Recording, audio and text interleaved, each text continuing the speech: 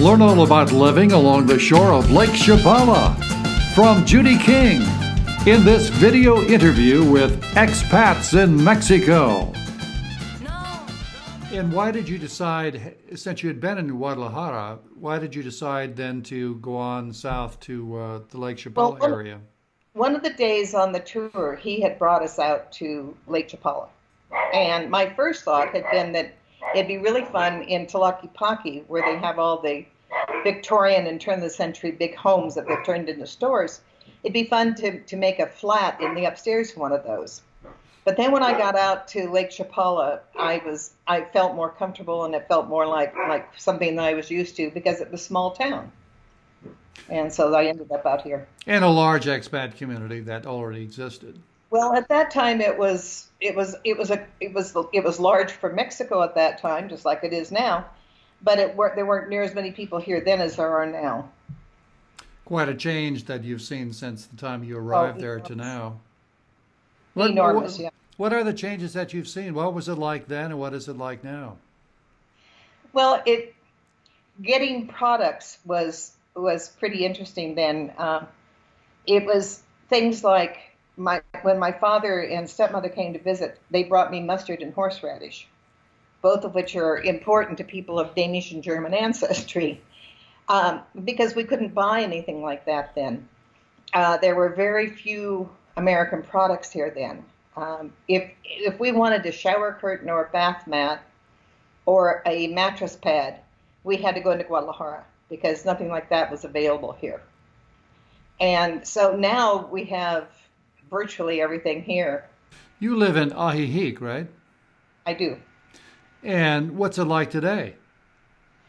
Well, there's a Walmart about a half a mile or a mile down the road, and the traffic has. When I first saw Ajijic, it reminded me of Laguna Beach, with the mountains in the back, and then the highway that ran north and south, or east and west, and then the lake, the ocean, and the lake kind of mimicked Laguna Beach. I just didn't expect the traffic to catch up quite so quickly, because the traffic has caught up to California or to Laguna Beach then. Now the two-lane road running through town just really doesn't handle it anymore. What do they And plan to do about it? there's not a whole lot that, at this point there's not a whole lot they can do it. They widened it some this year, but the houses and businesses are right up to the edge of the shoulder. And so it's going to, if they do widen it through town, they're going to have to take out a bunch of houses and businesses that have been there for years and years and years. Would the Planning Commission consider constructing a whole new, perhaps 4-lane through the area? Oh, Robert, you just blew up because you said Planning Commission. You're thinking with your American head. Sorry. One of my favorite dichos, Mexican proverbs, is "Cada cabeza es un mundo," and you're thinking with your American head, and we're thinking with our Mexican heads. I don't think they could ever go 4-lane.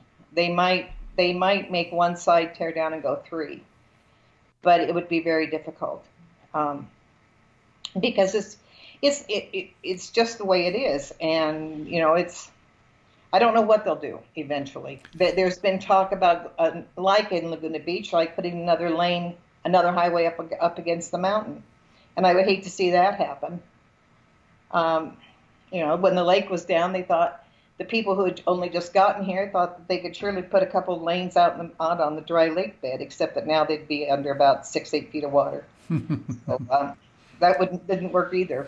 So traffic is an issue right now with the popularity of the lakeside area. It's not just us that creates the traffic. When I came here, if you called the plumber, he either walked or took the bus and had a little bag with his tools in the bag. Now that same plumber and his son and his wife all have vehicles. And so it's a vast increase in Mexican vehicles and drivers that have created as much as the increase in foreigners. Do you own your home? No, I've owned 3 homes here, but I rent now.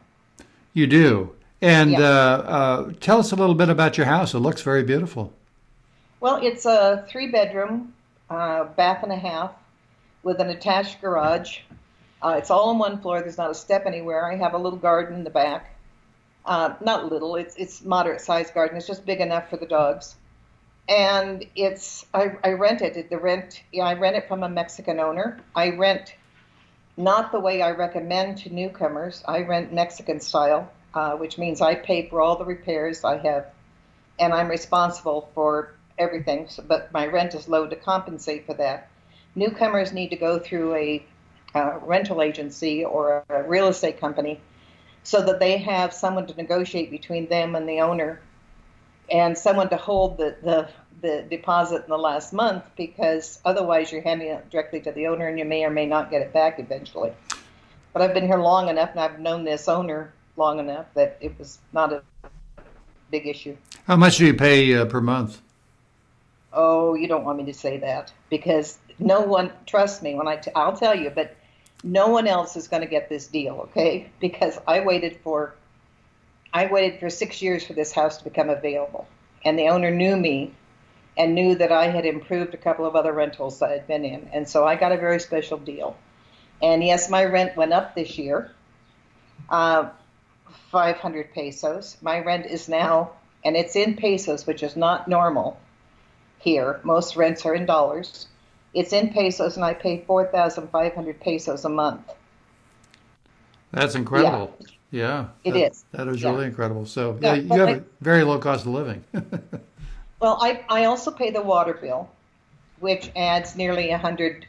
Well, no, it adds to it, and I pay all the repairs, and so it doesn't come up to what a lot of the houses are. But I don't have a view. I don't have a pool. I'm not up on the hill with the gringos. I'm actually, but that means I'm where I want to be, which is down in town with the Mexicans. So are you close to the Ajijic city center? Mm-hmm. I'm about 4 blocks from the plaza, and I'm 2 blocks from the Charro ring, the rodeo ring, which means that there's Sunday activities there most weeks. And I'm just in a really good, convenient location. And I think it's having lived on the farm where I was so isolated. I like living in town where I hear people walking by and I hear horses clomping by and things like that. I hear children playing outside. I like the sound of life outside my door.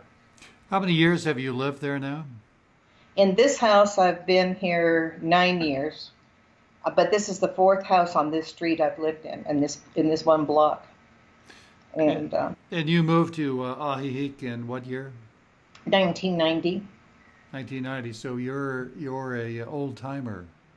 I am. I'm definitely recognized as one of the old timers. Yeah. And you live in an area where there are a lot of local people that live there? Yeah, there's both local people and foreigners in this couple of blocks right here. It's a mix. And your Spanish language skills now, I would assume, are pretty good.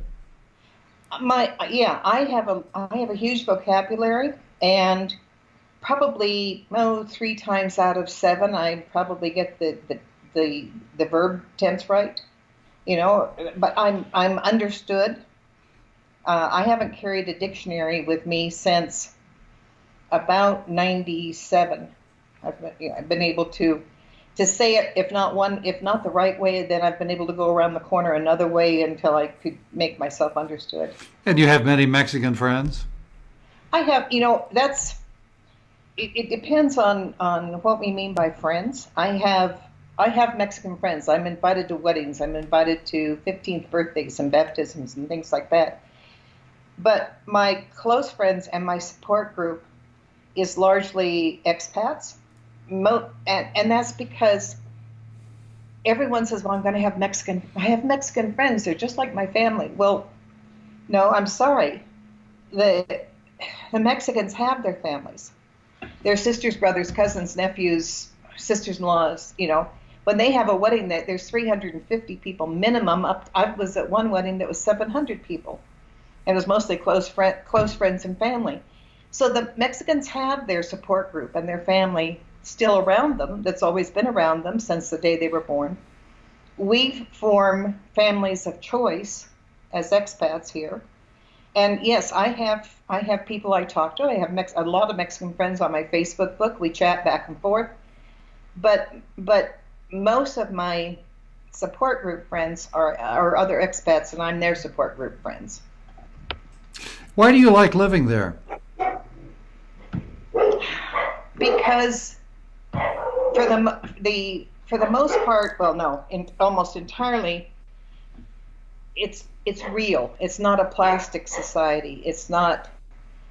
People are not all of the expats, but the Mexican people are who and what they say they are.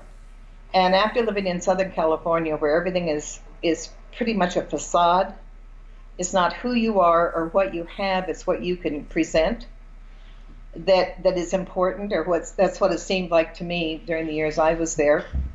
And I like the realness of this. I like the simplicity of life now. A lot of expats come and they aren't looking for simplicity of life. They're looking for granite countertops and marble floors and great big mansions on the hill, and they can have that, and it's here. I'm at a stage in my life where I enjoy simplicity, and I have books and I have things and I have whatever, but I also like living a fairly simple life. Are your medical facilities good there? Oh, excellent. People still go to Guadalajara for intensive things. Most medical tests are available here now. I think MRI you still have to go to Guadalajara for, but most endoscopy and all that kind of stuff is here now. And there's excellent medical opportunities here. What's the cost of living like there? Well, that's like me asking you what the cost of living is in your hometown. It depends on who you are and what your lifestyle is. Whether you're renting this house and living a simple lifestyle, which means that I go out to eat 3, maybe 4 times a week. I have a maid just 1 day a week. I have a gardener gardener about 6 hours a week.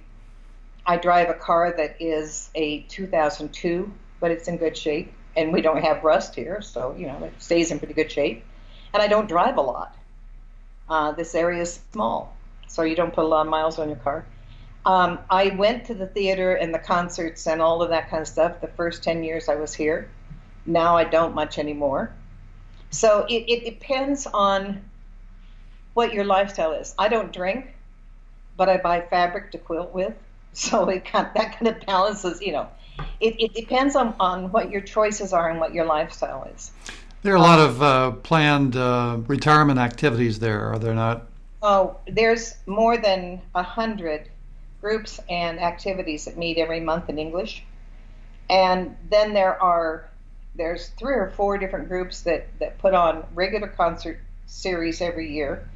And in addition to that, there's a bunch of other programs and things that happen at the auditorium and at the Little Theater. And there's 3 Little Theater opportunities here, and half a dozen musical groups, and you name it. There was a good story a few years ago, well, more than a few now probably, but a few years back, a couple came to town. They wanted to square dance, and there wasn't a square dancing group. So they put up a notice on a bulletin board, and in a week and a half, they had 2 squares and a caller. So it's a matter of whatever you want to do, you can do here if you want to. So it's widely known in Mexico as the largest expat retirement area. Would you agree with that?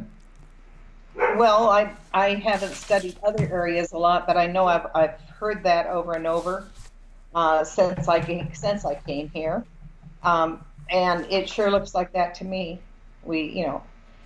Does it compare with Florida and Arizona? Probably not, but I think that it's certainly it's an attractive option for a lot of people who don't. Yeah, what I used to do weekly seminars for newcomers, and one of my mantras to them was, "Don't come for the economy or the climate. You need to come for the adventure." Because the adventure of living in Mexico is learning the language and the history and the culture and participating in some of the activities and enjoying the sightseeing and the things that are new and interesting. And then eventually, if you're coming for the adventure, then the fact that the plumber didn't show up when you wanted him to becomes part of that adventure and part of the stories that you tell. And those are the people that are successful. The people that come and want to make it all like it was back home don't do all that well, particularly if they have control issues that they're having problems letting go of. You've got to be able to adapt. Because there are times when the internet is slow. There are times when when the lights go out because a tree got hit by lightning or a transformer blew. And it comes down to how important is it. It's not like the lights going out in Iowa when it's 20 below zero and you're going to freeze to death by morning if the electricity doesn't come back on to run the blower on the furnace. How important is it? The sun's going to come up in the morning and it's not going to be cold and it's not going to be hot and it's going to work out. Judy, as always, a delight talking with you. Thank you.